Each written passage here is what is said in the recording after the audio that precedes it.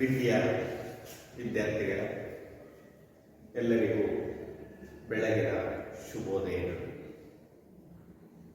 ಮಕ್ಕಳೇ, ಹಿಂದಿನ ತರಗತಿಯಲ್ಲಿ ನಾವು 10ನೇ ತರಗತಿ ಪದ್ಯಪಾಠ ಕೆಮ್ಮನೆ ಮೀಸೆ ಬರ್ತನೆ ಎಂಬ ಪದ್ಯದ ಬಗ್ಗೆ ತಿಳಿದುಕೊಳ್ಳೋಣ. ಈ ಪದ್ಯಭಾಗವನ್ನು ಆದಿಕವಿ, ಮಹಾಕವಿ ಎಂಬ ಹೆಸರನ್ನು ಪಡೆದಿರುವಂತಹ ಪಂಪ ಬರೆದಿರ್ತಕ್ಕಂತಹ ಕಾವ್ಯ. ಪಂಪ ಕನ್ನಡದ ಆದಿಕವಿ ಅಂತಕ್ಕಂತಹ ವಿಚಾರ ನಮಗೆ ಚೆನ್ನಾಗಿ ತಿಳಿದಿದೆ. ಈ ಪಂಪ ತನ್ನ ವಿಕ್ರಮಾರ್ಜುನ ವಿಜಯ ಕಾವ್ಯದಲ್ಲಿ ಅನೇಕ ವ್ಯಕ್ತಿಗಳ ಸಾಹಸವನ್ನ ತುಂಬಾ ಚೆನ್ನಾಗಿ ಕಥೆಯಲ್ಲಿ ನಿರೂಪಿಸಿ ಬಂದಿದ್ದಾರೆ. ಅಂತಹ ವ್ಯಕ್ತಿಗಳ ಪರಿಚಯದಲ್ಲಿ ಇವತ್ತು ನಾವು ನೋಡ್ತಿರ್ತಕ್ಕಂತಹ ಒಬ್ಬ ವ್ಯಕ್ತಿ, ಅವರ ಬಗ್ಗೆ ವಿಭಿನ್ನವಾಗಿ ಪಾತ್ರಗಳನ್ನು ಪರಿಚಯಿಸಿರ್ತಕ್ಕಂತಹದನ್ನು ನಾವು ಗಮನಿಸಬಹುದು. ಈ ಕೆಮ್ಮನೆ ಮೀಸೆ ಬರ್ತನೆ ಈ ಒಂದು ಪದ್ಯದಲ್ಲಿ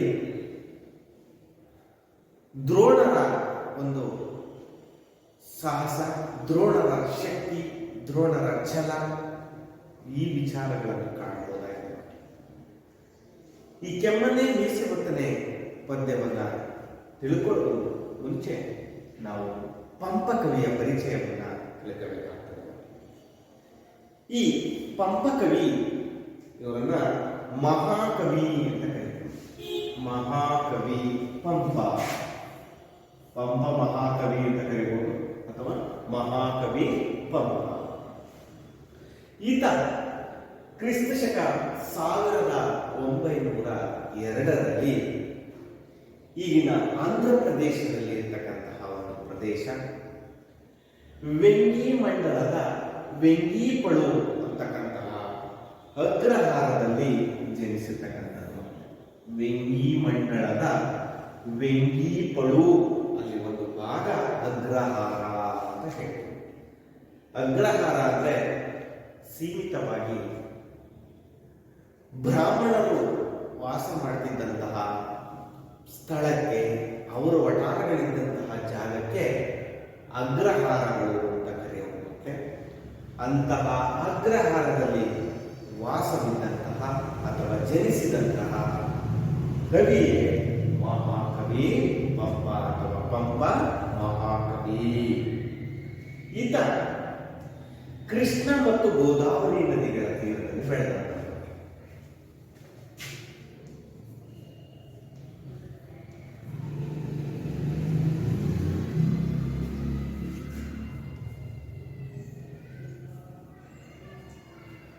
ಕೃಷ್ಣ ಮತ್ತು ಗೋದಾವರಿ ನದಿಗಳ ನಡುವಿನ ಸ್ಥಳವಾದಂತಹ ಪ್ರದೇಶವೇ ಈ ವೆಂಗಿಪಳು ಅಂತಕ್ಕಂತಹ ಪ್ರದೇಶ ಇರ್ತಕ್ಕಂಥದ್ದು. ಇದು ನಿಮಗೆ ಚೆನ್ನಾಗಿ ಗೊತ್ತಿದೆ.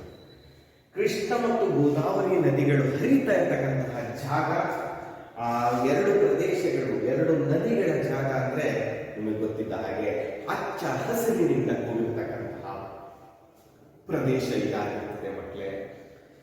ಈ ಸ್ಥಳವಾಗಿರ್ತಕ್ಕಂತಹ ವೆಂಗಿಪಳುವಿನ ಸೌಂದರ್ಯದ ತಾಣ ನೋಡೋದಕ್ಕೆ ಎರಡು ಕಣ್ಣು ಸಾಲದಂತಹ ಒಂದು ಪ್ರದೇಶ.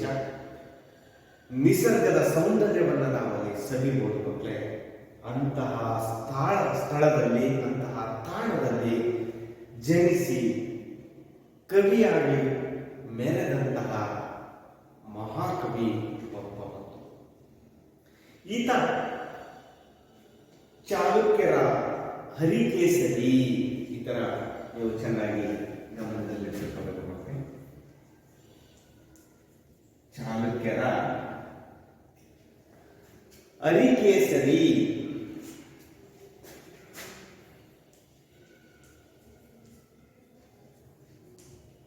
ಈ ಒಂದು ರಾಜನ ಆಸ್ಥಾನದಲ್ಲಿದ್ದಂತಹ ಕವಿ ಪಂಪ. ಅರ್ಥ ಆಗ್ತಾ ಇದೆಯಲ್ಲ? ಚಾಲುಕ್ಯರ ಹರಿಕೇಸರಿಯ ಆಸ್ಥಾನದಲ್ಲಿದ್ದಂತಹ ಕವಿ ಪಂಪ. ಈ ಪಂಪ ಆದಿಪುರಾಣ ಕಾಣಿಸ್ತಾ ಇದೆಯಲ್ಲ ಮಕ್ಕಳೇ? ಆದಿಪುರಾಣ ಮತ್ತು ವಿಕ್ರಮಾರ್ಜುನ ವಿಜಯಂ ಎಂಬ ಮಹಾಕಾವ್ಯಗಳ ಕರ್ತೃ. ಆದಿಪುರಾಣ ಮತ್ತು ವಿಕ್ರಮಾರ್ಜುನೆಯ ವಿಜಯಂ ಎಂಬ ಮಹಾಕಾವ್ಯಗಳ ಕರ್ತೃ. ಈ ವಿಕ್ರಮಾರ್ಜುನ ವಿಜಯ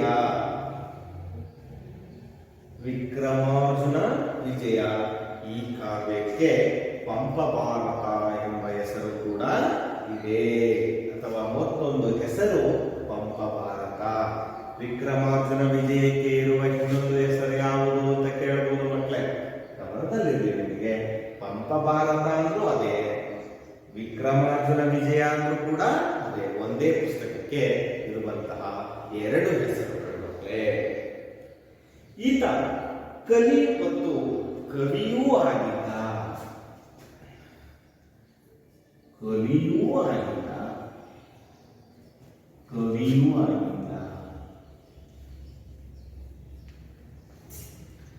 ಕಲಿ ಅಂದ್ರೆ ಮಕ್ಕಳೇ ವೀರ, ಯೋಧ, ಸಾಹಸವನ್ನ ಮೆರೆಯುವಂತಹ ವ್ಯಕ್ತಿಯೂ ಕೂಡ ಈತ ಆಗಿದ್ದ. ಇನ್ನೊಂದು ಅರ್ಥದಲ್ಲಿ ತಿಳಿದವನು, ಬಲ್ಲವನು, ಅರಿತವನು ಅಂತಕ್ಕಂತಹ ಅರ್ಥವನ್ನು ಕೊಡುತ್ತೆ. ಕವಿ ಅಂದ್ರೆ ನಿಮಗೆ ಗೊತ್ತಿದೆ, ಕಾವ್ಯವನ್ನ ರಚಿಸುವಂತಹ ಮಹಾ ಕವಿ ಕೂಡ ಆಗಿದ್ದಂಥವರು ಪಂಪ. ಕವಿಯೂ ಆಗಿದ್ದ, ಕವಿಯೂ ಆಗಿದ್ದಂತಹ ವ್ಯಕ್ತಿ ಈತ. ನಿಮಗೆಲ್ಲರೂ ಗೊತ್ತು, ನನ್ನ ರನ್ನನ ಬಗ್ಗೆ ಹೇಳಬೇಕಾದಂತಹ ಸಂದರ್ಭದಲ್ಲಿ ರತ್ನತ್ರಯರು ಅಂತ ನಾವು ಹೇಳ್ತೀವಿ ಮಕ್ಕಳೇ. ಈ ರತ್ನತ್ರಯರು ಅಂತ ಹೇಳುವಂತಹ ಸಂದರ್ಭ ನಮಗೆ ಗೊತ್ತಾಗಬಹುದು. ಪಂಪನೂ ಕೂಡ ರತ್ನತ್ರಯರಲ್ಲಿ ಒಬ್ಬ. ಪಂಪ, ಪೊನ್ನ, ರನ್ನ ಇವರು ಮೂರು ಜನ ಗಮನದಲ್ಲಿ ಇಟ್ಕೊಂಡೇ ಇರಬೇಕು ಮಕ್ಕಳೇ ನೀವು. ಪಂಪ, ಪೊನ್ನ, ರನ್ನ ಈ ಮೂರು ಜನ ಕವಿಗಳು ರತ್ನತ್ರಯರು.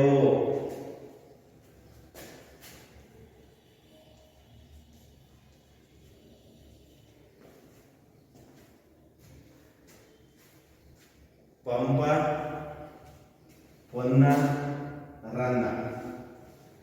ಹಾಗಾಗಿ ಪಂಪ ರತ್ನತ್ರಯರಲ್ಲಿ ಒಬ್ಬ.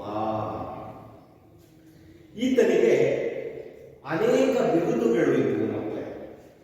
ಸರಸ್ವತಿ ಮಣಿಹಾರ, ಸಂಸಾರ ಸಾರೋದಯ, ಕವಿತಾ ಗುಣಾರ್ಣವ ಎಂಬ ಬಿರುದುಗಳನ್ನು ಪಡೆದ ಕವಿ ಪಂಪ. ಗೊತ್ತಾಗ್ತಾ ಇದೆಯಲ್ಲ ಮಕ್ಕಳೇ? ಪಂಪನಿಗಿದ್ದಂತಹ ಬಿರುದುಗಳು ಯಾವುವು? ಸರಸ್ವತಿ ಮಣಿಹಾರ, ಸಂಸಾರ ಸಾರೋದಯ, ಕವಿತಾ ಗುಣಾರ್ಣವ ಎಂಬ ಬಿರುದುಗಳನ್ನು ಪಡೆದ ಕವಿ ಪಂಪ. ಇವತ್ತು ನಾವು ಕಲಿತಿರ್ತಕ್ಕಂತಹ ಈ ಕೆಮ್ಮನೆ ಮೀಸೆ ಹೊತ್ತನೆ ಈ ಪದ್ಯ ಭಾಗದ ಮಕ್ಕಳೇ ನಾವು ಮಹಾಭಾರತದ ಒಂದು ಭಾಗ ಅಂತ ಗಮನಿಸ್ತೀವಿ. ಮಹಾಭಾರತವನ್ನ ಮೊದಲು ಸಂಸ್ಕೃತದಲ್ಲಿ ಬರೆದಂಥವರು ವೇದವ್ಯಾಸರು. ಯಾರು ಬರೆದಿದ್ದು ಮಕ್ಕಳೇ? ವೇದವ್ಯಾಸರು. ಇವರು ಯಾವ ಒಂದು ಭಾಷೆಯಲ್ಲಿ ಬರೀತಾರೆ? ಸಂಸ್ಕೃತ ಭಾಷೆಯಲ್ಲಿ ಬರೀತಾರೆ. ಗೊತ್ತಾಗ್ತಾ ಇದೆಯಲ್ಲ ಮಕ್ಕಳೇ? ಸಂಸ್ಕೃತದ ವೇದವ್ಯಾಸರು ರಚಿಸಿರುವಂತಹ ಮಹಾಭಾರತವನ್ನ ಆಧರಿಸಿ ಬರೆದಿರ್ತಕ್ಕಂತಹ ಒಂದು ಕಾವ್ಯವೇ ವಿಕ್ರಮಾರ್ಜುನ ವಿಜಯಂ. ಅರ್ಥ ಆಗ್ತಾ ಇದೆಯಲ್ಲ ಮಕ್ಕಳೇ? ವಿಕ್ರಮಾರ್ಜುನ ವಿಜಯಂ ಎಂಬ ಕನ್ನಡ ಮಹಾಕಾವ್ಯವನ್ನ ಬರೆದ ಪಂಪ ಮಹಾಕವಿ ಅರಿಕೇಸರಿಯನ್ನ ಅರ್ಜುನನಿಗೆ ಹೋಲಿಸಿದ್ದಾರೆ. ಅರಿಕೇಸರಿಯನ್ನ ಯಾರಿಗೆ ಹೋಲಿಸಿ ಈ ಕಾವ್ಯವನ್ನ ಬರೆದಿದ್ದಾರೆ?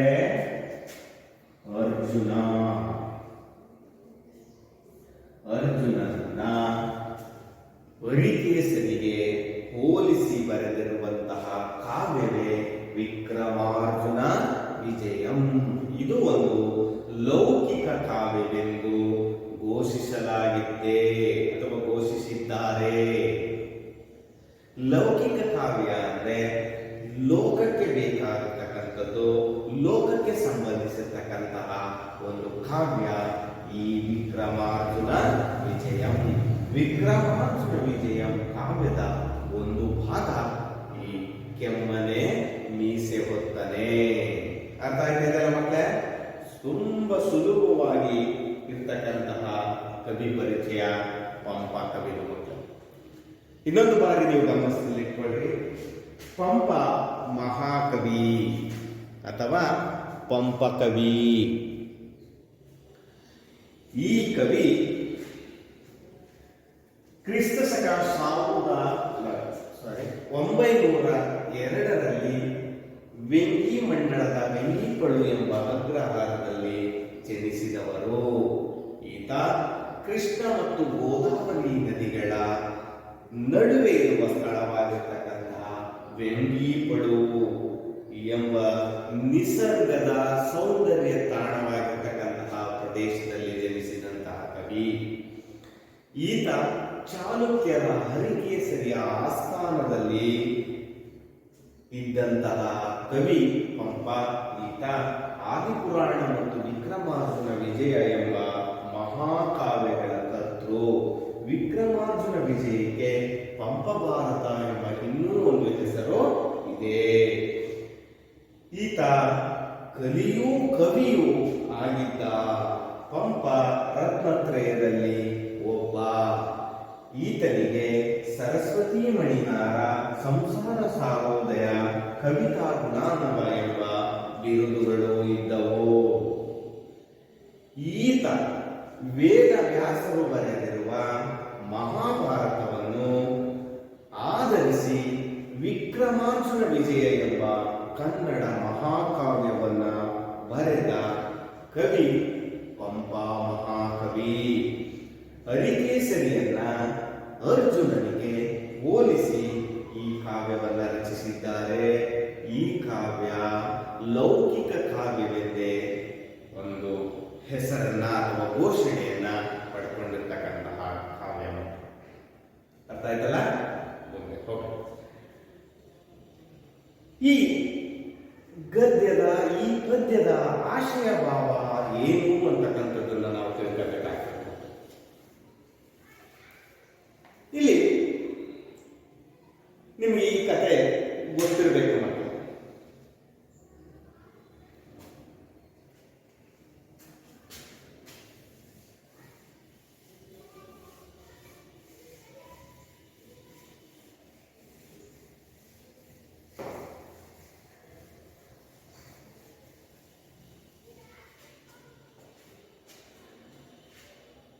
ದ್ರೋಣ ಮತ್ತು ದ್ರುಪದ ಇಬ್ಬರು ಕೂಡ ಸ್ನೇಹಿತರು.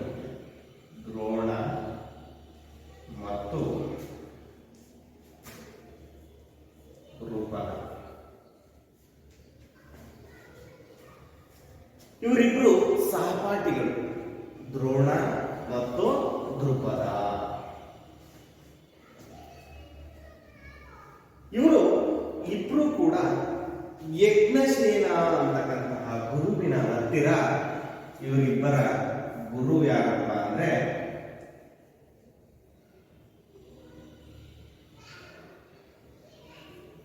ಯಜ್ಞಸೇನ.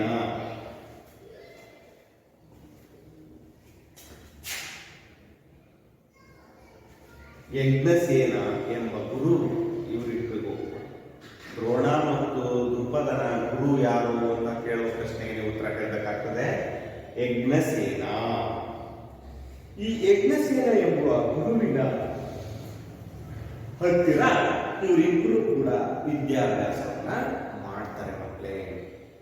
ಗಮನಿಸಿ ಮಕ್ಕಳೇ, ದ್ರೋಣ ಮತ್ತು ದ್ರುಪದ ಇವರಿಬ್ಬರು ಕೂಡ ಸಹಪಾಠಿಗಳು, ಆತ್ಮೀಯ ಗೆಳೆಯರು. ಇವರಿಬ್ಬರು ಯಜ್ಞಸೇನ ಎಂಬ ಗುರುವಿನ ಹತ್ತಿರ ವಿದ್ಯಾಭ್ಯಾಸವನ್ನು ಕಲಿತಂತಹ ವ್ಯಕ್ತಿಗಳು. ದ್ರುಪದನು ತಾನು ದೊರೆಯಾದ, ದ್ರುಪದ ರಾಜನ ಮಗ, ದ್ರೋಣ ಗುರುವಿನ ಮಗ, ವಿದ್ಯೆಗಳನ್ನು ಕಲಿಸಿಕೊಡ್ತಕ್ಕಂತಹ ಗುರುವಿನ ಮಗ. ದ್ರೋಣ ದ್ರುಪದ ಇಬ್ಬರು ಸಹಪಾಠಿಗಳು ಯಜ್ಞಸೇನ ಎಂಬುವರ ಹತ್ರ ವಿದ್ಯೆಯನ್ನು ಕಲಿತಾ ಇರ್ತಾರೆ. ಈ ವಿದ್ಯೆಯನ್ನು ಕಲಿತಾ ಇದ್ದಂತಹ ಸಂದರ್ಭದಲ್ಲಿ ದ್ರುಪದ ದ್ರೋಣಾಚಾರ್ಯರಿಗೆ ಹೇಳ್ತಾನೆ. ಏನ್ ಹೇಳ್ತಾನೆ? ತನ್ನ ಬಳಿಗೆ ಬಂದರೆ, ನಾನು ದೊರೆಯಾದಾಗ ನನ್ನ ಬಳಿಗೆ ಬಂದರೆ ಸಹಾಯ ಮಾಡುವುದಾಗಿ ಹೇಳ್ತಾನೆ. ದ್ರೋಣ, ನಾನು ಮುಂದೆ ರಾಜನಾಗ್ತೀನಿ. ಯಾರು ಹೇಳೋದು? ದ್ರುಪದ ಹೇಳೋದು ಮಕ್ಕಳು ದ್ರೋಣಗೆ. ದ್ರೋಣ, ನಾನು ಮುಂದೆ ರಾಜ ಆಗ್ತೀನಿ. ರಾಜನಾದಾಗ ನೀನು ನನ್ನ ಬಳಿಗೆ ಬಂದರೆ ನಾನು ನಿನಗೆ ಸಹಾಯ ಮಾಡ್ತೀನಿ ಅಂತ ಹೇಳ್ತಾರೆ. ಹೌದು, ಹೇಳಿರ್ತಕ್ಕಂತಹ ಮಾತು ದ್ರೋಣನ ತಲೆಯಲ್ಲಿ ಉಳ್ಕೊಳ್ತದೆ. ದ್ರೋಣನಿಗೆ ಹೇಳಿದಾಗ ಮುಂದೆ ದ್ರೋಣನಿಗೆ ಬಡತನ ಬರುತ್ತೆ ಮಕ್ಕಳೇ. ಬಡತನ ಬಂದಂತಹ ಸಂದರ್ಭದಲ್ಲಿ ದ್ರೋಣನಿಗೆ ದ್ರುಪದ ನೆನಪಾಗ್ತದೆ. ಆಗ ಆ ವೇಳೆಗೆ ದ್ರುಪದನು ರಾಜನಾಗಿದ್ದ. ದ್ರುಪದನು ವಿದ್ಯಾಭ್ಯಾಸ ಮಾಡುವ ಸಮಯದಲ್ಲಿ ಆಡಿದ ಮಾತನ್ನ ಜ್ಞಾಪಿಸಿಕೊಂಡು ಸಹಾಯವನ್ನು ನಿರೀಕ್ಷೆ ಮಾಡಿ ದ್ರುಪದನಿಗೆ ಬರ್ತಾನೆ. ಆದರೆ ದ್ರುಪದನಿಗೆ ಅಧಿಕಾರ ಮದ ಆವರಿಸಿತ್ತು. ಮನುಷ್ಯನನ್ನ ಪರೀಕ್ಷೆ ಮಾಡಬೇಕು ಅಂದ್ರೆ ಅಧಿಕಾರವನ್ನು ಕೊಡಬೇಕಂತೆ ಮತ್ತೆ. ಹಾಗೆ ಈ ದ್ರುಪದನಿಗೂ ಕೂಡ ಅಧಿಕಾರದಲ್ಲಿದ್ದ, ರಾಜನಾಗಿರ್ತಕ್ಕಂತಹ ಒಂದು ಮದ, ಆ ಅಧಿಕಾರದ ಮದ ಅವನಲ್ಲಿ ಆವರಿಸಿತ್ತು. ದ್ರೋಣ ತನ್ನ ಸಹಪಾಠಿ ಎಂದು ಗುರುತಿಸದಾದನು. ದ್ರುಪದ ಯಾರನ್ನ ಸ್ನೇಹಿತ ಅಂತಲೂ ಕೂಡ ಗುರುತಿಸದಾದನಪ್ಪ ಅಂದ್ರೆ ಈ ದ್ರೋಣನನ್ನ ನೋಡಿದ್ರು ಕೂಡ ನನ್ನ ಗೆಳೆಯ ಅಂತ ಗುರುತಿಸಲಿಕ್ಕೆ ಅವನ ಕೈಯಲ್ಲಿ ಸಾಧ್ಯ ಆಗುವುದಿಲ್ಲ. ಅವರಿಬ್ಬರಿಗೂ ನಡೆದ ಸಂಭಾಷಣೆಯನ್ನು ಇಲ್ಲಿ ಸಂಗ್ರಹಿಸಿಕೊಡಲಾಗಿದೆ. ಈ ಪದ್ಯ ಭಾಗದ ಆಶಯ ಇಷ್ಟೇ ಮಕ್ಕಳೇ. ಅಧಿಕಾರದ ಮತ ಬಂದಂತಹ ಸಂದರ್ಭದಲ್ಲಿ ವ್ಯಕ್ತಿ ಹೇಗೆ ಬದಲಾವಣೆಯನ್ನು ಹೊಂದುತ್ತಾನೆ, ಅದರಿಂದ ಯಾವ ರೀತಿಯಾದಂತಹ ಪಶ್ಚಾತ್ತಾಪವನ್ನು ಪಡ್ತಾನೆ, ಅಧಿಕಾರ ಬಂದಾಗ ಅದನ್ನು ದುರುಪಯೋಗ ಪಡಿಸಬಾರದು ಅಂತಕ್ಕಂಥದ್ದು, ಮತ್ತು ವ್ಯಕ್ತಿ ಅಧಿಕಾರ ಇರಲಿ ಇಲ್ಲದೆ ಇರಲಿ ಒಂದೇ ತರಹನಾಗಿ ಬದುಕಬೇಕು ಅಂತಕ್ಕಂಥದ್ದು ಈ ಪಾಠದಲ್ಲಿ ನಾವು ತಿಳ್ಕೋಬೇಕಾಗಿರ್ತಕ್ಕಂತಹ ವಿಚಾರ. ಈ ಪಂಪ ಮಹಾಕವಿ ವಿರಚಿತ ವಿಕ್ರಮಾರ್ಜುನ ವಿಜಯಂ ಕಾವ್ಯವನ್ನ ಡಿ.ಎಲ್. ನರಸಿಂಹಾಚಾರ್ಯರು ಸಂಪಾದಿಸಿದ್ದು ಅದರ ದ್ವಿತೀಯಾಶ್ವಾಸದಿಂದ ಕೆಮ್ಮನೆ ಮೀಸೆ ಹೊತ್ತನೆ ಪದ್ಯ ಭಾಗವನ್ನ ಆಯ್ಕೆ ಮಾಡಲಾಗಿದೆ. ನೋಡಿ ಮತ್ತೆ, ಈ ವಿಕ್ರಮಾರ್ಜುನ ವಿಜಯ ಈ ಕಾವ್ಯವನ್ನ ಸಂಪಾದಿಸಿರುವಂತಹ ಕವಿ ಡಿ.ಎಲ್. ನರಸಿಂಹಾಚಾರ್ಯ.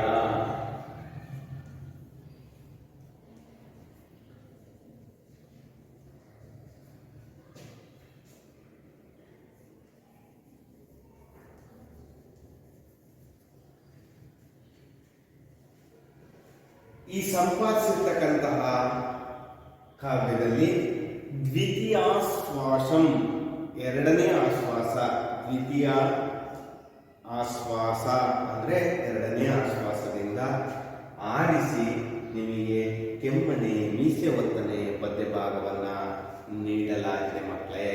ಇಷ್ಟು ಈ ಪದ್ಯದ ಆಶಯವಾಗಿದೆ. ಈ ಪದ್ಯದ ಕಲಿಯೋದಕ್ಕಿಂತ ಮುಂಚೆ ಪ್ರವೇಶವನ್ನ ನಾವು ತಿಳ್ಕೋಬೇಕಾಗ್ತದೆ ಮಕ್ಕಳೇ. ಪದ್ಯದ ಪ್ರವೇಶವನ್ನು ಓದ್ತೀನಿ, ಅದನ್ನ ಆಲಿಸಿ ಮಕ್ಕಳೇ, ಆಮೇಲೆ ಅರ್ಥ ಮಾಡಿಕೊಂಡು ಪದ್ಯಕ್ಕೆ ಹೋಗೋಣ. ಕ್ರಿಸ್ತ ಶಕ 10ನೇ ಶತಮಾನವು ಕನ್ನಡ ಸಾಹಿತ್ಯ ಚರಿತ್ರೆಯಲ್ಲಿ ಸುವರ್ಣ ಯುಗ ಎಂದು ಶ್ಲಾಘನೆಗೆ ಒಳಗಾಗಿದೆ. ಈ ಕಾಲಘಟ್ಟದಲ್ಲಿ ಮಹಾಕವಿಗಳಾದ ಪಂಪ, ಪೊನ್ನ, ರನ್ನ ಎಂಬ ರತ್ನೋತ್ರಯರು ತಮ್ಮ ಕಾವ್ಯ ರಸಗಂಗೆಯನ್ನ ಹರಿಸಿ ಹಳಗನ್ನಡ ಕಾವ್ಯವನ್ನ ಕನ್ನಡ ಸಾಹಿತ್ಯ ಲೋಕಕ್ಕೆ ಕೊಡುಗೆಯಾಗಿ ಆದಿಕವಿ ಎನಿಸಿದ ಪಂಪನು ತನ್ನ ವಿಕ್ರಮಾರ್ಜುನ ವಿಜಯಂ ಕೃತಿಯಲ್ಲಿ ಕಥಾನಾಯಕ ಅರ್ಜುನನನ್ನೇ ಅಲ್ಲದೆ ಇತರ ವ್ಯಕ್ತಿಗಳನ್ನೂ ಸಾಕಷ್ಟು ವಿಜೃಂಭಿಸುವಂತೆ ವರ್ಣಿಸಿದ್ದಾರೆ. ದ್ರುಪದ ರಾಜನ ಬಳಿ ಸಹಾಯ ಅರಸಿ ಬಂದ ದ್ರೋಣನನ್ನು ರಾಜನು ಮದೋನ್ಮತನಾಗಿ ಅವಮಾನಗೊಳಿಸಿ ಹೊರಗಟ್ಟಲು ತನ್ನ ಸೇವಕರಿಗೆ ಹೇಳುತ್ತಾನೆ. ಆಗ ದ್ರೋಣನು ಶಪಥಗೈಯುವ ಸನ್ನಿವೇಶವು ಈ ಪಾಠದಲ್ಲಿ ಮನೋಜ್ಞವಾಗಿ ಮೂಡಿಬಂದಿದೆ. ನೋಡಿದ್ರಲ್ಲ ಮಕ್ಕಳೇ, ನಾನು ಆಗಲೇ ಹೇಳಿದೆ 10ನೇ ಶತಮಾನ. ನೋಡಿದ ಮಕ್ಕಳೇ, ಇದು 10ನೇ ಶತಮಾನ.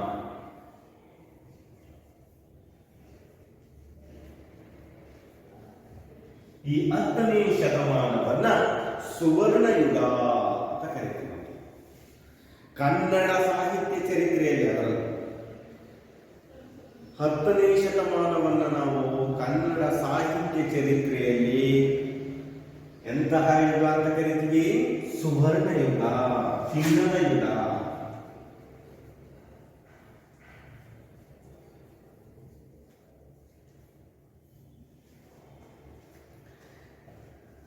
ಎಂಬ ಹೊಗಳಿಕೆಗೆ ಒಳಗಾಗಿರ್ತಕ್ಕಂತಹ ಸಾಹಿತ್ಯದ ಕಾಲಘಟ್ಟ 10ನೇ ಶತಮಾನ. ಈ ಕಾಲಘಟ್ಟದಲ್ಲಿ ಮಹಾಕವಿಗಳಾಗಿರ್ತಕ್ಕಂತಹ, ನಾನಾಗಲೇ ಬಂದಿದೆ ರತ್ನತ್ರಯ 3 ಜನರನ್ನ, ಪಂಪ, ಪೊನ್ನ, ರನ್ನ ಎಂಬ ರತ್ನತ್ರಯರು ತಮ್ಮ ಕಾವ್ಯ ರಸಗಂಗೆಯನ್ನು ಹರಿಸಿದರೆ, ರಸದ ಗಂಗೆಯನ್ನೇ ಹರಿಸಿರ್ತಕ್ಕಂತಹ ಕಾಲಘಟ್ಟ 10ನೇ ಶತಮಾನ. ಆ 10ನೇ ಶತಮಾನದ ರತ್ನತ್ರಯರು ಅಂದ್ರೆ ಪಂಪ, ಪೊನ್ನ, ರನ್ನ. ಹಳಗನ್ನಡ ಕಾವ್ಯವನ್ನು ಕನ್ನಡ ಸಾಹಿತ್ಯ ಲೋಕಕ್ಕೆ ಕೊಡುಗೆಯಾಗಿ ನೀಡಿದ್ದಾರೆ. ಹಳಗನ್ನಡ ಸಾಹಿತ್ಯವನ್ನ ಹುಟ್ಟುಹಾಕಿ ಪ್ರಾರಂಭಿಸಿ ನಮ್ಮ ಕನ್ನಡ ಸಾಹಿತ್ಯ ಲೋಕಕ್ಕೆ ಅಪಾರ ಕೊಡುಗೆಗಳನ್ನು ನೀಡಿದಂತಹ ಕವಿಗಳು ಅಂದ್ರೆ ಪಂಪ, ಪೊನ್ನ, ರನ್ನ. ಅದರಲ್ಲಿಯೂ ಆದಿಕವಿ ಎನಿಸಿದ ಪಂಪನು ತನ್ನ ವಿಕ್ರಮಾರ್ಜುನ ವಿಜಯಂ ಕೃತಿಯಲ್ಲಿ, ಈ 3ರಲ್ಲಿ ಪಂಪಕವಿಯ ಮೊದಲಿನ. ಈ ಪಂಪಕವಿಯನ್ನು ನಾವು ಆದಿಕವಿ ಅಂತ ಕರಿತೀವಿ. ಈ ಆದಿಕವಿ ಎನಿಸಿಕೊಂಡಿರ್ತಕ್ಕಂತಹ ಪಂಪ ವಿಕ್ರಮಾರ್ಜುನ ವಿಜಯಂ ಕೃತಿಯಲ್ಲಿ ಕಥಾನಾಯಕ ಅರ್ಜುನನನ್ನೇ ಅಲ್ಲದೆ, ಕಥಾನಾಯಕ ಈ ಒಂದು ವಿಕ್ರಮಾರ್ಜುನ ವಿಜಯದಲ್ಲಿ ಯಾರಪ್ಪ ಅಂದ್ರೆ ಅರ್ಜುನ ಮಾತ್ರ. ಇದು ನಿಮಗೆ ಗೊತ್ತಿರಲಿ, ಅರ್ಜುನನೇ ಈ ವಿಕ್ರಮಾರ್ಜುನ ವಿಜಯದ ಕಥಾನಾಯಕ. ಇವನು ಒಬ್ಬನೇ ಅಲ್ಲದೆ ಇತರ ವ್ಯಕ್ತಿಗಳನ್ನು ಸಾಕಷ್ಟು ವಿಜೃಂಭಿಸುವಂತೆ ವರ್ಣಿಸಿದ್ದಾರೆ. ಹೌದಲ್ವಾ? ತುಂಬಾ ಜನ ಹಾಗೆ ಮಾಡಿರ್ತಕ್ಕಂಥದ್ದು. ದ್ರುಪದ ರಾಜನ ಬಳಿ, ನಿಮಗಾಗಲೇ ಹೇಳಿದೆ, ದ್ರುಪದ ರಾಜನ ಬಳಿ ಸಹಾಯ ಅರಸಿ ಬಂದ ದ್ರೋಣನನ್ನು ರಾಜನು ಮದೋನ್ಮತನಾಗಿ, ಯಾರಿಗೆ ಮದ ಬಂದಿದೆ? ಮದದ ಉನ್ಮತ, ಮದೋನ್ಮತ, ಮದದಿಂದ ಕೂಡಿರ್ತಕ್ಕಂತಹ ವ್ಯಕ್ತಿ. ಹಾಗಾಗಿ ಈ ವ್ಯಕ್ತಿ ಮದದಿಂದ ವರ್ಣಿಸಿ ಅವಮಾನಕ್ಕೆ ಒಳಗಾಗಿದ್ದಾನೆ. ಆ ಹೊರಡು ತನ್ನ ಸೇವಕನಿಗೆ ಹೇಳ್ತಾನೆ, ಈ ವ್ಯಕ್ತಿಯನ್ನ, ದ್ರೋಣನನ್ನ ದೂಡಿ ರಾಜ್ಯದಿಂದ ಹೊರಹಾಕಿ ಅಂತ ಹೇಳಿದಂತಹ ಸಂದರ್ಭದಲ್ಲಿ ಆ ದ್ರೋಣನು ಶಪಥ ಮಾಡ್ತಾನೆ. ದ್ರೋಣ ಬ್ರಾಹ್ಮಣ ಆಗಿರ್ತಾನೆ, ಗುರು ದ್ರುಪದ ರಾಜ ಆಗಿರ್ತಾನೆ. ಆ ರಾಜನ ಹತ್ರ ಸಹಾಯ ಬೇಡಲಿಕ್ಕೆ ಬಂದಂತಹ ದ್ರೋಣನನ್ನ ರಾಜ್ಯದಿಂದ ಹೊರಹಾಕಿ ಅಂತ ಹೇಳಿದಾಗ ದ್ರೋಣ ಶಪಥ ಮಾಡ್ತಾನೆ, ಮಕ್ಕಳೇ ನಾನು ಕೆಮ್ಮನೆ ಮೀಸೆ ಹೊತ್ತವನಲ್ಲ ಅಂತ ಹೇಳಿ ಆ ದ್ರೋಣನು ಶಪಥಗೈಯುವ ಸನ್ನಿವೇಶವು ಈ ಪಾಠದಲ್ಲಿ ಮನೋಜ್ಞವಾಗಿ ಮೂಡಿ ಬಂದಿರತಕ್ಕಂಥದ್ದು. ಈ ಪಾಠದಲ್ಲಿರ್ತಕ್ಕಂತಹ ವಿಚಾರವನ್ನು ನಾವು ಗಮನಿಸಬೇಕು. ಈ ರೀತಿಯಾಗಿ ದ್ರೋಣ ದ್ರುಪದನ ವಿರುದ್ಧವಾಗಿ ಶಪಥಗೈತಕ್ಕಂಥದ್ದನ್ನ ನಾವು ಕಾಣಬಹುದಾಗಿದೆ. ಇಷ್ಟು ವಿಚಾರವನ್ನ ನಾವು ಈ ಪದ್ಯ ಭಾಗದಲ್ಲಿ ತಿಳ್ಕೋಬಹುದಾಗಿದೆ. ಇಷ್ಟನ್ನ ಗಮನಿಸೋಣ. 10ನೇ ಶತಮಾನ ಒಂದು ಸುವರ್ಣ ಯುಗ. ಈ ಕಾಲಘಟ್ಟದಲ್ಲಿ ಪಂಪ ಪೊನ್ನ ರನ್ನ ಎಲ್ಲ ಇದ್ರೂ ಕೂಡ ಇವರೆಲ್ಲರೂ ಕೂಡ ರಸಗಂಗೆಯನ್ನು ಹರಿಸ್ತಾರೆ. ಹಳಗನ್ನಡ ಕಾವ್ಯವನ್ನ ಕನ್ನಡ ಸಾಹಿತ್ಯ ಲೋಕಕ್ಕೆ ಕೊಡುಗೆಯಾಗಿ ಕೊಡ್ತಾರೆ. ಅದರಲ್ಲೂ ಆದಿಕವಿ ಪಂಪ ತನ್ನ ವಿಕ್ರಮಾರ್ಜುನ ವಿಜಯ ಕೃತಿಯಲ್ಲಿ ಕಥಾನಾಯಕ ಅರ್ಜುನನಲ್ಲದೆ ಅನೇಕ ವ್ಯಕ್ತಿಗಳನ್ನ ವರ್ಣಿಸಿದ್ದಾರೆ. ದ್ರುಪದ ರಾಜನ ಬಳಿ ಸಹಾಯ ಅರಿಸಿ ಬಂದಂತಹ ದ್ರೋಣನನ್ನ ಅಪಮಾನ ಮಾಡದಲ್ಲದೆ ಹೊರಗೆ ಹಾಕಲಿಕ್ಕೆ ಸೇವಕರಿಗೆ ಹೇಳಿದಂತಹ ಸಂದರ್ಭದಲ್ಲಿ ದ್ರೋಣ ಶಪಥಗೈಯುವಂತಹ ಸನ್ನಿವೇಶವನ್ನ ಈ ಪಾಠದಲ್ಲಿ ನಾವು ಕಾಣಬಹುದಾಗಿದೆ. ಮಕ್ಕಳೇ, ಈ ಪಾಠವನ್ನ ಪದ್ಯ ಭಾಗವನ್ನ ಒಂದು ಬಾರಿ ಓದ್ತೀನಿ, ನೀವು ಆಲಿಸಿ ಆನಂತರ ಇದರ ಅರ್ಥವನ್ನ ಗ್ರಹಿಸ್ಕೊತಾ ಹೋಗೋಣ. ಸ್ವಲ್ಪ ಹಳಗನ್ನಡ ಆಗಿರೋದ್ರಿಂದ ನಿಮಗೆ ಸ್ವಲ್ಪ ಮಟ್ಟಿಗೆ ಕಷ್ಟ ಆಗ್ಬೋದು. ಆದರೂ ಕೂಡ ನೀವು ಕಲಿಬೇಕಾಗಿರ್ತಕ್ಕಂಥದ್ದು ಹಳಗನ್ನಡ ಕಷ್ಟ ಅನ್ನೋದನ್ನ ಬಿಡಬೇಕು, ಕಲಿಯೋದಕ್ಕೆ ಆಸಕ್ತಿಯನ್ನ ತೋರಬೇಕು. ದ್ರೋಣಂ ತನಗೆ ಬಡತನ ಮಡಸೆ ಅಶ್ವತ್ಥಾಮನ್ನೊಡಗೊಂಡು ನಾಡಂ ನಾಡಂ ತೊಳಲಂ ಪರಶುರಾಮಲ್ಲಿಗೆ ಒಂದಂ ಅಂತು ಒತ್ಕಲಾವೃತ ಕಟಿತ ತಮನುಮಾಗಿದ್ದ ಜಟ ಕಲಾಪನುಮಾಗಿ ತಪವನಕ್ಕೆ ಕೋಪ ಭಾರ್ಗವನು ದಿವ್ಯಾರ್ಥಿಯಾಗಿ ದ್ರವ್ಯಾರ್ಥಿಯಾಗಿ ಬಂದ ಕುಂಭಸಂಭವನಂ ಕಂಡು ಕನಕ ಪಾತ್ರಕ್ಕೂ ಉಪಾಯವಿಲ್ಲ ಕುದರೆ ಮೃತ್ಪತ್ರ ದೊಳಾರ್ಘ್ಯ ನೆತ್ತಿ ಪೂಜಿಸಿ ಒಡವೆಯನ್ನತ್ತಿಗಿತ್ತೇನೆ ಅವನೀತಳಂ ಉಳುವಿಗಿತ್ತೇನೆ ಈಗಳೊಂದಡಕೆಯುಮಿಲ್ಲ ಕೈಯೊಳರೆದೆಂ ಸುತಪಾರಂಗತನೆಂದು ಸಂತಸಂ ಬಡಿಸುವ ನಿನ್ನಿದೊಂದು ದನುಗಿರ್ದುದು ದಿವ್ಯ ಶರಾಳೀರ್ದುದಿ ಇಲ್ಲೊಡಂ ಸಮಂತು ಬೆಳವರಳಾವುದ ನೀವುದೊಂದು ಕುಂಭ ಸಂಭವ ಎಂಬುದಂ ದ್ರೋಣ ನೆನಗೆ ವಿದ್ಯಾದನಮೇದನಮಪ್ಪುದರೆ ದಿವ್ಯಾಸ್ತ್ರಗಳಂ ದಯಗೈವೆದೆನೆ ವಾರಣ ವಾಯುವ್ಯಾಜ್ಞೆಯ ಪೌರಂದರಾದಿ ಪ್ರಧಾನಸ್ತ್ರಗಳಂ ಕುಡೆ ಕೊಂಡು ಪರಶುರಾಮನಂ ಬೀಳ್ಕೊಂಡು ತನ್ನೊಡನಾಡಿಯಪ್ಪ ಕೆಳೆಯಂ ದ್ರುಪದಂ ಛತ್ರವತಿಯೊಳರಸ ಅರಸುಗೆಯಿದು ಪನೆಂದು ಕೇಳ್ದ ಒಳಗೆ ಒಂದು ದ್ರುಪದ ನರಮನೆಯ ಬಾಗಿಲೊಳು ನಿಂದು ಪಡಿಯರನಂ ಕರೆದು ನಿಮ್ಮೊಡನಾಡಿದ ಕೆಳೆಯಂ ದ್ರೋಣನೆಂಬ ಪಾರ್ವ ಬಂದನೆಂದು ನಿಮ್ಮರಸಂಗರಿ ಪೇಳೆಂಬುದ ಮಾತನ ಮಾಳ್ಕೆಯೊಳು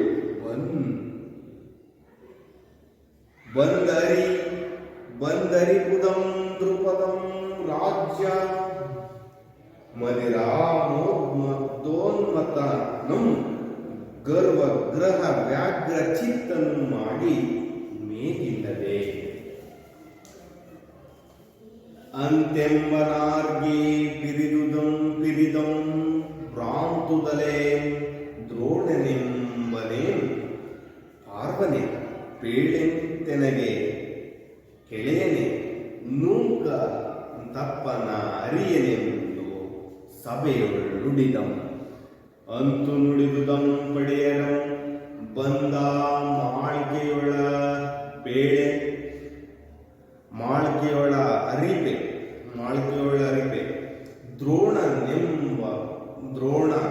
ನೊತ್ತೊಂಬರ ದಿಂದೊಳಗಂ ಪೊಕ್ಕು ದೃಪದನಂ ಕಂಡು ಅರೀರೆ ನೀಮು ಮಾಮುಡನೋದಿದೆವೆಂಬುದನ ಅಣ್ಣ ನಿನ್ನ ನಾ ನರಿಯನೇ ಅದೆಲ್ಲಿ ಕಂಡೆಯೋ ಮಹೀಪತಿಗಿಂ ದ್ವಿಜ ವಂಶ ಜಂಗಮೇ ಯತರ ಕೆಳೆಯಿಂತು ನಾಣಿಲಿಗರಪ್ಪರೆ ಮಾನಸರೆಂಬ ಮಾತುಗಳು ನೆರೆಗೊಳೆ ಕುಂಭ ಸಂಭವನ ದೃಪದಂ ಕೊಡುಸಿಕ್ಕು ಮಾಡಿದಂ ಅಂತು ಮಾಡಿದುದಮಲ್ಲದೀ ನಾಣಿಲಿ ಪಾರ್ವರ ನರಿದು ಕಳೆಯುವೆಂಬುದಂ ದ್ರೋಣನಿಂದೆಂದಂ ನುಡಿ ತಡವಪ್ಪುದೊಂದು ಮೊಗದೊಳ್ ಮರುಕಂ ದೊರೆಕೊಳ್ಳುವುದೊಂದು ನಾಳ್ಗೆಡೆ ಗುಡಗಿರ್ಪುದೊಂದು ನುಡಿಗಳ್ ಮೊರೆಯಂ ಮರೆಯಿಪ್ಪುದೊಂದು ಕಳುಗಡಿದವರಂ ನಿಂತು ಸಿರಿ ಸಾರುವುದರ್ಕೆ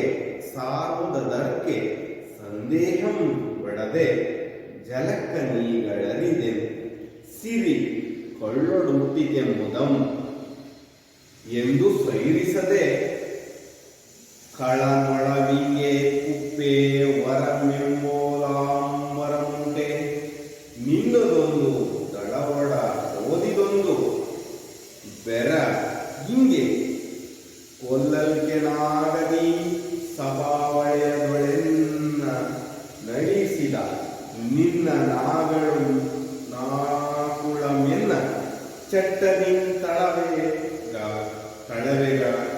ತಳವೆಳಗಾಗೆ ಕಟ್ಟಿಸದೆ ಮಾಡ್ದೊಡೆ ಕೆಮ್ಮನೆ ಬೀಸೆ ಕೊಟ್ಟನೆ.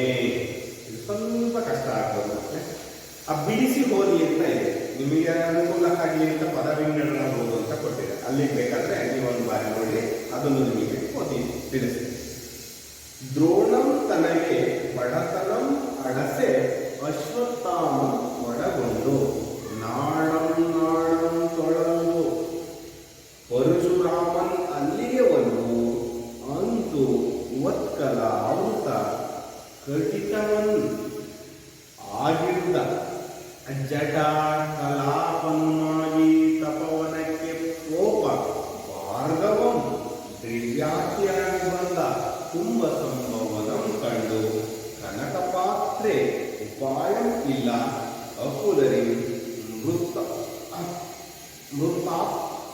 ಪಾತ್ರದೊಳ್ ಅನರ್ಘ್ಯಂ ಎತ್ತಿ ಪೂಜಿಸಿ ಒಡವಿಯನ್ ಅರ್ತಿಗಿತ್ತೇನೆ ಅವನೀತಳಂ ಗುರುಗೆಗಿತ್ತೇನೆ ಈಗಳು ಒಂದಡಗಿಯೂ ಇಲ್ಲ ಅಯ್ಯೊಳ್ ಎರೆದಂ ಸುತಪಾರಂಗತನ್ ಎಂದು ಸಂತಸಂ ಬಡಿಸುವೆನು.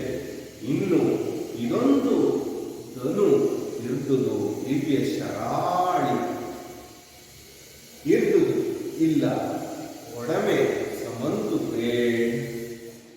ಆವರನ್ನು ಆವುದನ್ನು ಈವುದೋ ಕುಂಭ ಸಂಭವಂ ಎಂಬುದಂ ದ್ರೋಣನ್ ಎನಗೆ ವಿದ್ಯಾದನಮೆದನಂ ಅಪ್ಪುದವೇನ್ ದಿವ್ಯಾಸ್ತ್ರಗಳಂ ದಯಗೆಯುವುದು ಎನೆ ವಾರಣ ವಾಯುವ್ಯ ಆಗ್ನೇಯ ಪೌರಂದರ ಆದಿ ಪ್ರಧಾನ ಅಸ್ತ್ರಗಳನ್ನು ಕುಡೆಕೊಂಡು ಪರಶುರಾಮನ್ ಬೀಳ್ಕೊಂಡು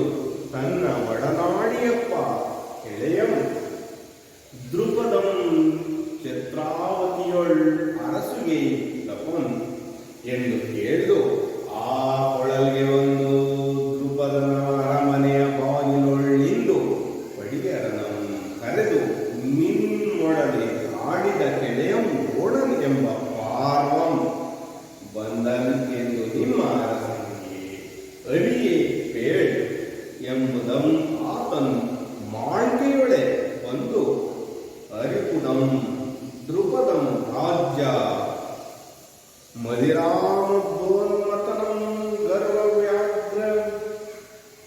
ಗರ್ವಗ್ರಹ ವ್ಯಾಘ್ರ ಚಿತ್ತನು ಆಗಿ ಮೇಗಿಲ್ಲದೆ ಅಂತೂ ಎಂಬುದನ್ ಆಕೆ ಹಿರಿದು ಪ್ರಾಂಪುದಲೆ ದ್ರೋಣನ್ ಎಂಬನ್ ಏ ಪಾರ್ವನೆ ಪೇಳ್ ಎಂದು ಎನಗೆ ಎಳೆಯನೇ ಮೂಕು ಅಂತಪ್ಪನನ್ ಅರಿಯನೆ ಎಂದು ಸಭೆಯೊಳುಂಡಿದ ಅಂತು ನುಡಿದುದಂ ಬಳಿಯರಂ ಬಂದು ಆ ಮಾಳ್ಕೆಯೊಳು ಅರಿಪೆ ದ್ರೋಣನ್ ಒತ್ತಂಬರದಿಂದ ಒಳಗಂ ಕೊಕ್ಕು ದ್ರುಪದನಂ ಕಂಡು ಅರಿಯಿರೆ ನೀವು ಆಮು ಒಡನೆ ಓದಿದೆ ಎಂಬುದ ಅಣ್ಣ ನಿನ್ನನ್ ಆನ್ ಅರಿಯೆ ಅದೆಲ್ಲಿ ಕಂಡೆಯೋ ಮಹಿಪತಿಗಂ ದ್ವಿಜಂ ವಂಶಜಂಗಮಂ ಯಾತರ ಕೆಳೆ ಇಂತು ನಾಣಿಗರ್ ಅಪ್ಪರೆ ಮಾನಸ ಎಂಬ ಮಾತುಗಳು ನೆರೆಗೊಳೆ ಕುಂಭ ಸಂಭವನ್ ಆ ದ್ರುಪದಂ ಕಡು ಸಿಗ್ಗು ಮಾಡಿದಂ ಅಂತೂ ಮಾಡಿದುದಂ ಅಲ್ಲದೆ ಈ ನಾಳಿ ಪಾರ್ವನನ್ ಎಳೆದು ಕಳೆಯಿಂ ಎಂಬುದಂ ದ್ರೋಣನ್ ಇಂತೆಂದಂ ನುಡಿ ತಡಮಕ್ಕುವುದು ಒಂದು ಮೊಗದೊಳು ಮರುಕಂ ದೊರೆಕೊಳ್ಳುವುದು ಒಂದು ನಾಣ್ಗೆ ಎಡೆಗುಡದೆ ಇರ್ಪುದು ಒಂದು ನುಡಿಗಳು ಮೋರೆಯಂ ಮರೆಯುವುದು ಒಂದು ಕಳ್ ಕುಡಿದವರ ಅಂದಂ ಇಂತು ಸಿರಿ ಸಾರ್ತರೆ ಸಾರ್ವು ಅದಕ್ಕೆ ಸಂದೇಹಂ ಒಡದೆ ಜಲಕ್ಕನೆ ಈಗಳು ಅರಿದೆಂ ಸಿರಿ ಕಳ್ಳೊಡ ಒಪ್ಪಿಕೆಂಬುದು ಎಂದು ಸೈರಿಸದೆ ಕಳನೊಳವಿಂಗೆ ಕುಪ್ಪೆವರಂ ಎಂಬುವರು ಅಂಬರಂ ಉಂಟೆ ನಿನ್ನದೊಂದು ಅಳವು ಒಡನೆ ಓದಿದ ಒಂದು ಬೆರಗಿಂಗ ಕೊಲ್ಲಲ್ಕೆ ಎನಗೆ ಆಗದೆ ಈ ಸಂಭವ ಒಳೆಯದೊಳ್ ಸಭಾ ಒಳೆಯದೊಳ್ ಎನ್ನನ್ ಎಳೆಸಿದ ನಿನ್ನನ್ ಆನಾಕುಮಳ್ ಆನಾಕುಳಂ ಎನ್ನ ಚಟ್ಟರಿ ತಳವೆಳಗಾಗೆ ಕಟ್ಟಿಸದೆ ಮಾಂಡೊಡೆ ಕೆಮ್ಮನೆ ಮೀಸೆ ಹೊತ್ತನೆ. ಸ್ವಲ್ಪ ನಿಧಾನವಾಗಿ ಓದಿದ್ರೆ ಅರ್ಥ ಆಗುತ್ತೆ ಮಕ್ಕಳೇ. ಈ ಪದ್ಯ ಭಾಗದ ಅರ್ಥವನ್ನ ನಾಳೆಯ ತರಗತಿಯಲ್ಲಿ ತಿಳಿದುಕೊಳ್ಳೋಣ ಮಕ್ಕಳೇ. ಇವತ್ತಿನ ಪಾಠ ನಿಮಗೆ ಎಷ್ಟರ ಮಟ್ಟಿಗೆ ಅರ್ಥ ಆಯಿತು ಅಂತಕ್ಕಂಥದ್ದನ್ನ ನಾನು ತಿಳ್ಕೊಳ್ಳೋದಕ್ಕೆ ಒಂದೆರಡು ಮೂರು ಪ್ರಶ್ನೆಗಳನ್ನು ನಿಮಗೆ ಕೇಳಿದ್ದೀನಿ. ಅದಕ್ಕೆ ನೀವು ಸರಿಯಾದ ಉತ್ತರವನ್ನ ನೀಡಬೇಕು. ಪಂಪ ಆದಿಕವಿ ಎಲ್ಲಿ ಜನಿಸಿದರು ಹೇಳಿ ಮಕ್ಕಳೇ. ನಾನಾಗಲೇ ಹೇಳಿದೆ, ಆಂಧ್ರ ಪ್ರದೇಶದ ಒಂದು ಭಾಗ ಇದೆ, ಒಂದು ಪ್ರದೇಶ. ವೆಂಗಿ ಮಂಡಳದ ವೆಂಗಿಪಡು ಎಂಬ ಅಗ್ರಹಾರದಲ್ಲಿ ಜನಿಸಿದರು. ಆದಿಕವಿ ಮಹಾಕವಿ ಪಂಪ ರಚಿಸಿರುವ ಕಾವ್ಯಗಳು ಯಾವುವು? ಯಾವ ಮಹಾಕಾವ್ಯಗಳನ್ನ ರಚಿಸಿದ್ದಾರೆ? ಎರಡು. ಯಾವುದು ಹೇಳಿ? ಎಸ್, ಆದಿಪುರಾಣ ಮತ್ತು ವಿಕ್ರಮಾರ್ಜುನ ವಿಜಯಂ ಅಲ್ವಾ? ಮತ್ತೆ ಕನ್ನಡದ ರತ್ನತ್ರಯರು ಯಾರು? ರತ್ನತ್ರಯರ ಹೆಸರನ್ನ ನಿಮಗೆ ಹೇಳಿದ್ದೆ, ಹೇಳಿ. ಮೊದಲನೆಯವರು ಪಂಪ, ಪೊನ್ನ, ರನ್ನ. ಇವರು 3 ಜನ ರತ್ನತ್ರಯರು. ಚೆನ್ನಾಗಿ ಅರ್ಥ ಆಗಿದೆಯಲ್ಲ ಮಕ್ಕಳೇ? ಹಾಗಾಗಿ ಈ ಕವಿಗೆ, ಪಂಪ ಕವಿಗೆ ಇದ್ದಂತಹ ಬಿರುದುಗಳು ಯಾವುವು ಹೇಳಿ ಮಕ್ಕಳೇ? ಸಂಸಾರ ಸಾರೋದಯ,